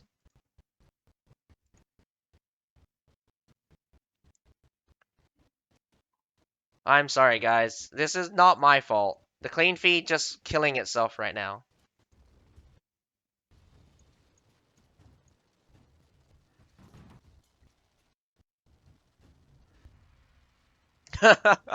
Thank God nothing happened in the meantime. A heavy stack on the supply point, so they know that the supply point is important. We've got lots of mortars coming out on the left-hand side, so they're going to treb the shit out of something just now. And then they're going to mortar the bejesus out of the rest. Extremely high lobbing shots will come in. They've got quite a few muskets going to try to take out the mortars on that right-hand side. Honestly, in the meantime, I'd actually start the attack. Towards the base point. At least have the Tundra humans run around. Tundra humans are normally quite tanky and safe. I wouldn't bring up infantry though. That surprisingly, the Javelin sergeants there take out quite a few of those Imperial pikemen.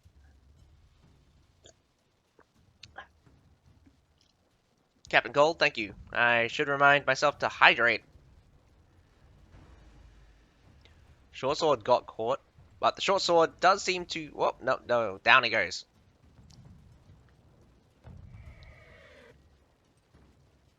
Yeah, that's what I like to see. Tundra humans up on the.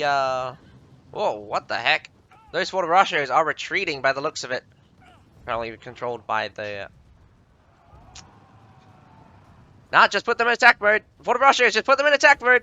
Maybe not. Winged Assaults are coming through. 100 humans. That's pressing this left-hand side pretty heavily. Probably a big mistake by GameOffice. Winged Stars challenging each other through the base point right now. Doing a good job. Base point being captured right now. 11 guys left. They have secured the left-hand side supply point yet again. The defenders need to get onto the base point though. They've got less than 10 seconds to go. Less than 5. Oh, we got 2 guys onto the base point. But can reinforcements arrive in time? They are getting stalled out by an Imperial Pike. Heroes and units, Imperial Pikes. This might be a sweep here from the defenders. But the defenders are low on units and low on heroes right now. 12 heroes coming out from the attackers and another... Do I have to reset the thing? Please don't tell me I have to reset the thing. The fighting is literally happening before my eyes.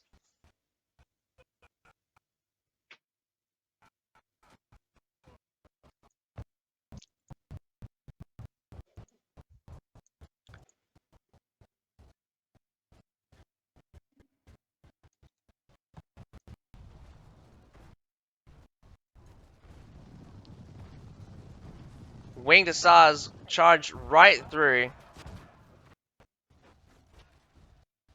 We missed quite a bit because there was a lot of pause, but I hope those flashes basically explain what happened. Did seem like the Winged Assaults just swept off of the pike, sweep the Pike Militia off. There's still quite a few units coming up from from Grey Wardens. I'm sorry for the quality of the stream today, guys. Clean feed's not exactly something I can control or fix.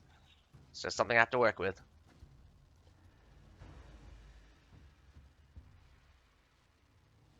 Doing well to hold off the first attack, but they have lost 15 seconds off the count. So it only takes 5 seconds. 5 seconds to lose that base point. Slow-mo and speed fight is funny to watch. It is funny to watch, kinda.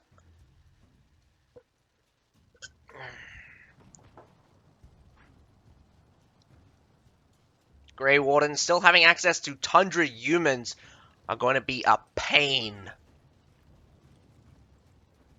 But we have some loyal guards still in play. I think 2 guys from the defenders are permadeath. So, Grey Wardens can simply aim for the heroes and win the battle that way. Tundra humans go straight through. The Imperial Pike just going for a different march. Imperial Pike Militia versus Loyal Guard. Your Pike Militia are going to lose it there. Treb incoming! Cleaves that in half, but it doesn't look like it's going to be finished, but it will be low on health. I think those Alphabetiers are facing the wrong direction. Here comes the charge. Straight onto shields, though. Not going to finish them off. Alphabetiers trying to just ignore the front line and go for those tertials. Probably not the best idea. Completely swarming with Grey Wardens right now. The heroes are going down. 7 are dead. Trying to get onto this point. You gotta... Honestly, it's going to be a hard ask for GameOffice to come back from this now. Do you have anything in reserve? Do you have any last minute? Yeah, you do not. Unfortunately, Grey Warden wins another attack. That means it comes down to the final battle at Heilong Fjord. GameOffice versus Grey Wardens, surprisingly.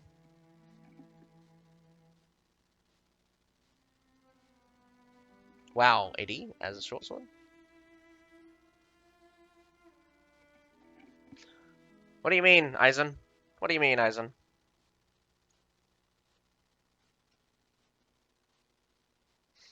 Quite a few of them getting permadeath at the very end there. Gonna reset this.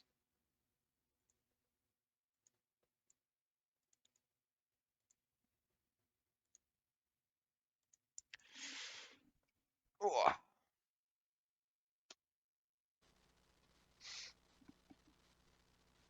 Oh, did he DC? As a short sword, yeah, non-existent. He's got 15 unit kills, 1 death. He got a D+. Felt like it looked like Game Bunny just not doing anything. Did he just lose all of his units?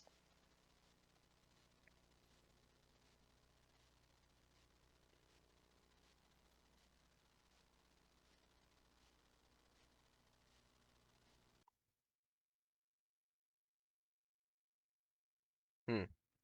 We have Scooby Low and Scooby D, but no Scooby Doo. So normally I see. Last time I saw Scooby Doo the last time, so maybe it's because they don't. Hmm. It's really strange sometimes when the performance of some of the guys are weird.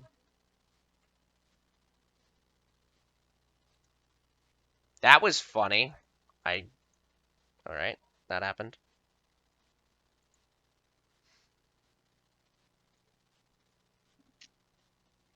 All right, hang on. Maybe if I turn the coding off.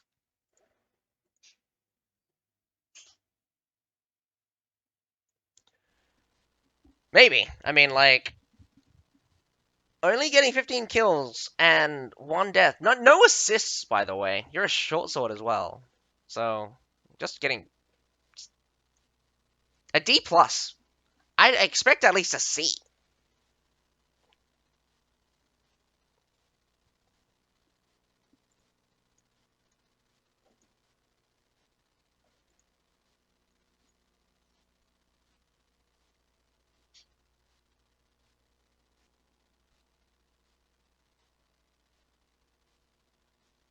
Morning. No thanks.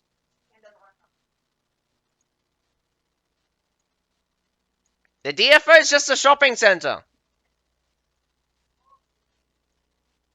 Nah, I'm fine.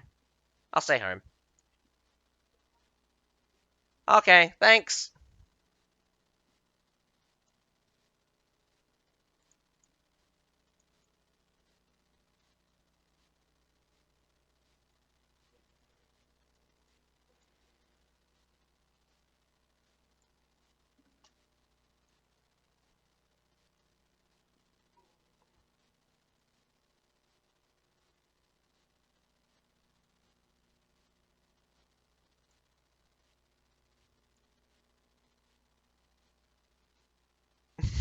I am never going to actually recover from this.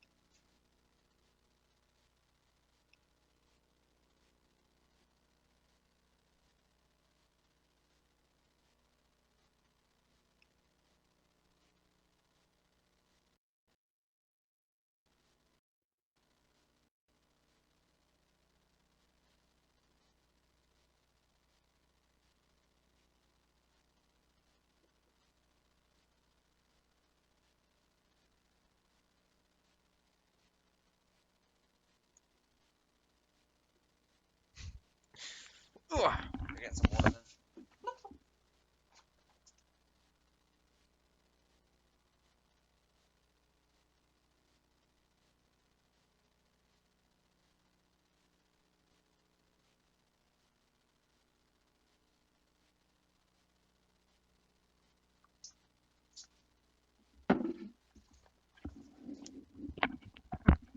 I'll be honest, after a crippling triple defeat, Grey Wardens coming back with 2 wins. If they win this next one, this is going to be very surprising because honestly, I thought they should have lost after. I mean, I didn't know it was first to four. So that's different. Also, thanks for the follow, Eisen. I didn't see your follow until much later.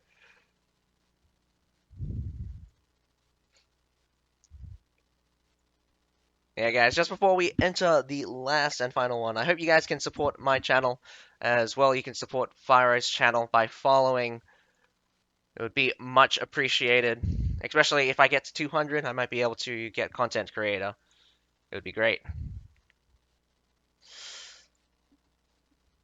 But anyway, I hope you guys enjoy the commentary. I will be doing the MENA Division Tournament finals later. Segueing really nicely now. But for now, we got the Highland Fjord finals. Very final match between, hopefully, I mean, final match between Grey Wardens versus GameOffice because this is the first time I've heard that it's the best of four. I mean, first of all. Yeah, I mean, maybe they did because first time I heard that was best of four. I mean, best of four. So this is the weird thing to me.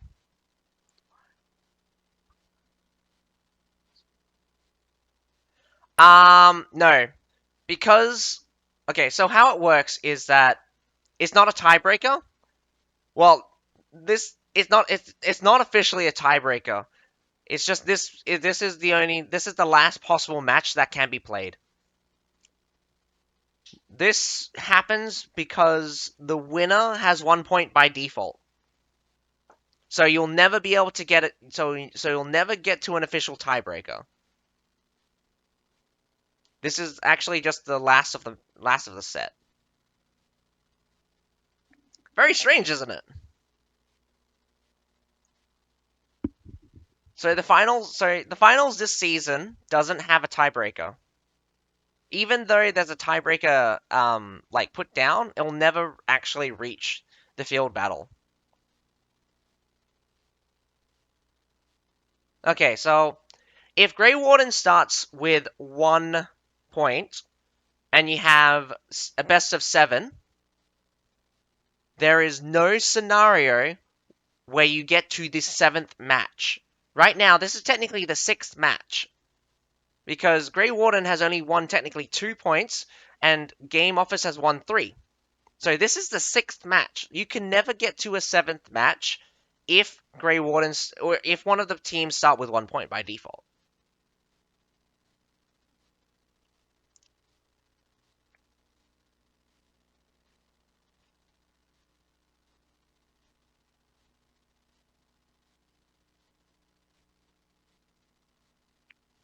Grey Wardens, I mean not Grey Wardens.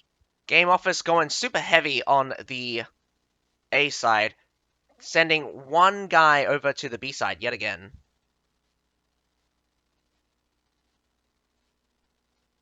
Well, that's also because it's a loser's bracket. What's important here is that Grey Wardens versus GameOffice yesterday beat them yesterday. So the difference here is that GameOffice just came back from the losers bracket to fight Grey Wardens yet again in the finals. So I think that's a disadvantage of having a losers bracket in this capacity. So instead of having a finals where it's just the loser from before gets to face the champions from before, they just have it so that the winners from the upper bracket get a extra point for the finals. But that's just new rules. Getting shot like crazy though. This initial attack, I think, is going to fail. They can't get past the main line here on the left-hand side. They're dealing with the infantry on the right-hand side fairly easily. Winged Hussars actually made it through. What the heck? I thought the Fortibraccios were. Did the Fort? No, wait. I don't. Yeah, there's Fortibraccios there. A lot of grape shots coming out. This right-hand side is slowly getting cleaned up. Another loyal guard rocking up, but they're not in contact with the front line. This is just a shootout right now. I'm not even sure who's winning, but I think I'm seeing more red than I'm seeing blue. So Grey Warden's holding strong right now. Unit deficit's only at about 100. Not exactly a lot. You don't have a lot of leeway to lose any battles. But it has been the case where the defenders having more units has always been beneficial. So defenders will have an advantage, even if it's just slight. Around about 90 units right now.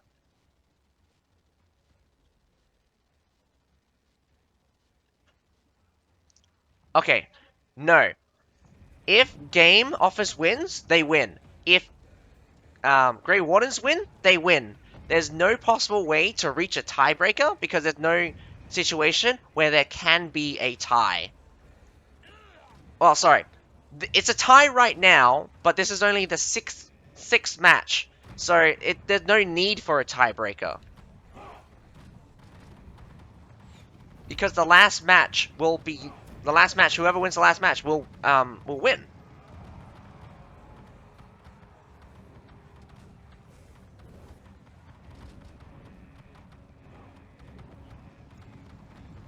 Hundred humans coming in like crazy, just sweeping out right.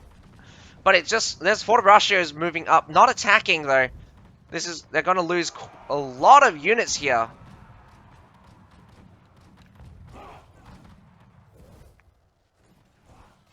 Oh, but they have stabilized. GameOffice not exactly not losing all of their troops.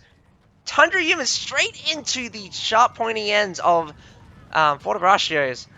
But Grey Wardens yet again in the back with Tundra humans. They're trying to use the Tundra humans for their advantage, but just massive losses.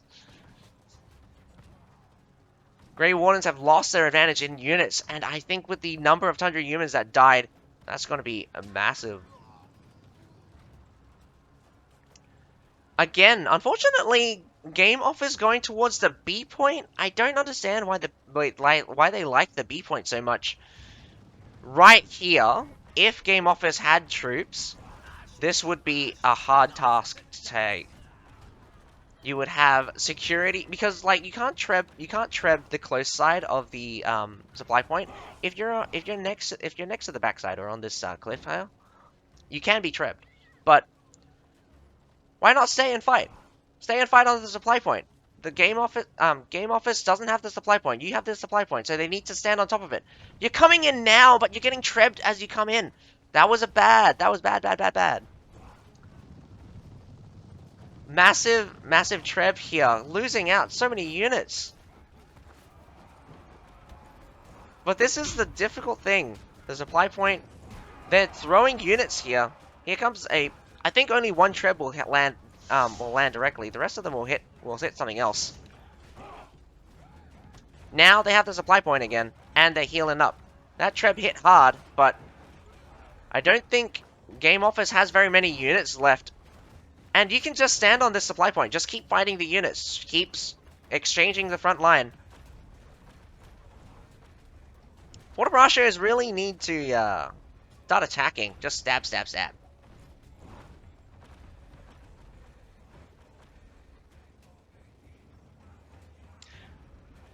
So yeah, the point was given for free at the beginning, so they are baiting a lot of crucial trebs right now. Maybe. The usage of the trebs is just like, it's still working though. The trebs are still hitting, but not hitting as hard as they should. Mainly because they're getting blocked by, again, the houses. You'll have one treb come in if you treb the supply point directly. Grey Wardens, just give it up. Just give up the harbor. Don't even bother. Don't even bother.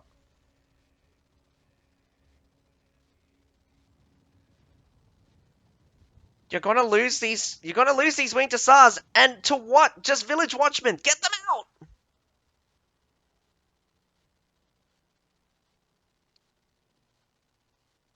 foolish move. Unless you kill all of the heroes, this Loyal Guards is going to kill you. Not to mention, you didn't even need to charge Village Watchmen. Village Watchmen don't even have enough damage to kill Winged Hussars. Oh, do they have you pike much? Because the front line is breaking down. Forte needs to move back very slightly. And have the Imperial Pikes move up to block the damage. But they do it successfully, though. Gaining. Wait a minute! They're chasing the attackers. Oh my god. What was happening there? I thought these are the defenders chasing the attackers. And surprisingly, the Winged Hussars didn't get finished off completely. Metallators, close range Metallators, that's not a good idea. I'd get off this harbor point because one of the most important things about grabbing the harbor in this situation is that GameOffice can spawn here now, and they can spawn with units. Not to mention, you'll have to deal with these berserkers. I hope GameOffice is smart. I don't see anyone spawning just yet. Here we go. One Imperial Pike just came in. One Loyal Guard just came in. They'll finish up this Palace Guards really fast. Just give it a second. While they're busy dealing with the berserkers. Thing is, these Forte don't have Sun on Brace, although they'll do a lot of damage. Forte will take a little bit. Heroes are stopping them, though. You got 4 minutes to go. Grey Wardens has the advantage of about 200 units, so they can sacrifice. Sacrifice the units. Slow the enemy down. You have 4 minutes to go. GameOffice only has 440 units. I don't think they got very many high-tier units, but I have been wrong before. GameOffice has surprised me time and time again that they keep a lot of high-tier units in reserve for the very last minute.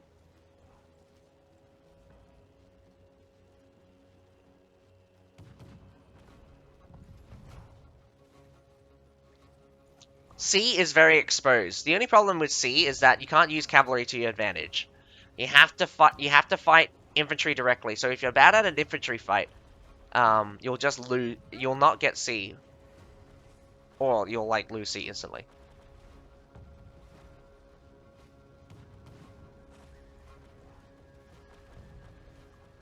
These Metallators are shooting shooting at something very badly right now. The Forte will outrange the Pike, Imperial Pikes. I don't know why. Yep, there we go.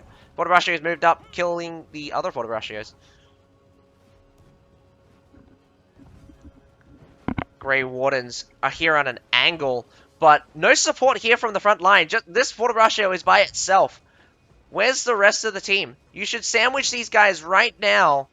Otherwise, you're going to lose this Forte for free. And that's a bad. That's a bad. This Forte also needs to stop going in formation and needs to start in attack mode. Although it's just a sacrifice of Village Watchmen. You got another Forte here on the left-hand side of the battle. A push towards the sea point. A suppression on the harbor. The harbor's losing. The sea point's also losing. Attack is not being successful on any fronts right now. Forte is being their most annoying unit they have to deal with right now.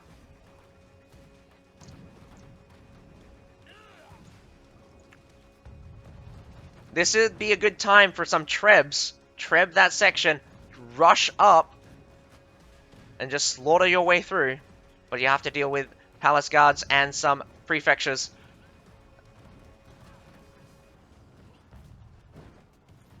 I don't think they're going to be able to do it.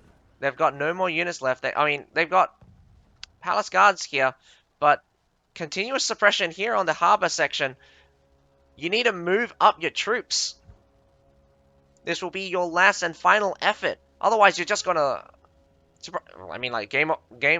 Grey Wardens are going to win the championship at this rate. So, the Halberdier Sergeants with Sun on Brace is probably what carried the stairs here. There's a Treb. There's a commitment.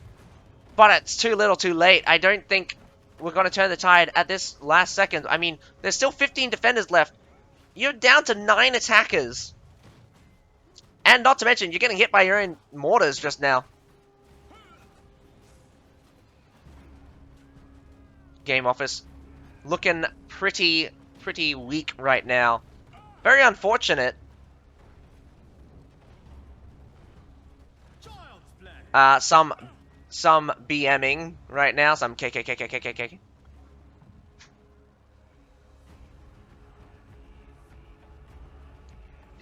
Nah, they wasted their time going to be like that. They should have just went straight across, grabbed the harbor, grabbed the supply points up, get an advantage here at the C point, and poise to attack. They can get B point at any time during the assault at harbor. They only need to send one guy. Because if any defenders here defend the B point, that means less at the front. I mean, you also sent one guy back.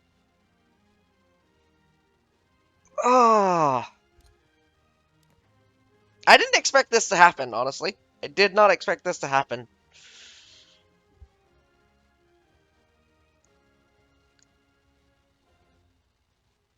That's for sure. I congratulate both teams for making it to the for their performance on the South America tournament. But ultimately, we have Grey Wardens as the champions of the South America division. Well done. Upsetting to see that Legion got kicked out early, or was it Hyper Hyper? I think it's Hyper Hyper, actually. Legion's the meaner one. I also think Legion is in the lower bracket for this one. But anyway, um, with that said, I hopefully that is the end of it all.